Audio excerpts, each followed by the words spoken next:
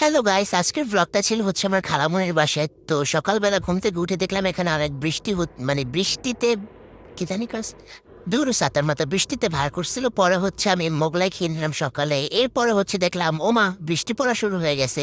যাই হোক, বৃষ্টি দেখতে দেখতে দেখতে দেখতে ভালো লাগতেছিল। তো আমি এখানে বলদের মতো তাকাইছিলাম বৃষ্টির দিকে, ভাবতেছিলাম যে ওয়াও কত সুন্দর বৃষ্টি। এরপরে আমি আসি একটু টিভি দেখলাম, কারণ টিভি দেখতে অনেক বেশি ভালো লাগে। যাই হোক, অনেক বোর হচ্ছিলাম। এরপর দেখলাম আবার বৃষ্টি কমে গেছে।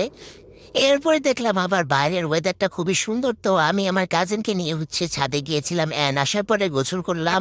এরপর দুপুরে খাবার খেয়ে নিলাম। এখানে আমার খালামণির হাতের মজার মজার খিচুড়ি। এটা খেতে খেতে দেখলাম যে খালামণি বলছি যে চলো একটু বাইরে যাই। তো এরপরে হচ্ছে বাইরের জন্য রেডি হচ্ছিলাম। এখানে আমি একটু ঢং করছিলাম রেডি হওয়ার সময়।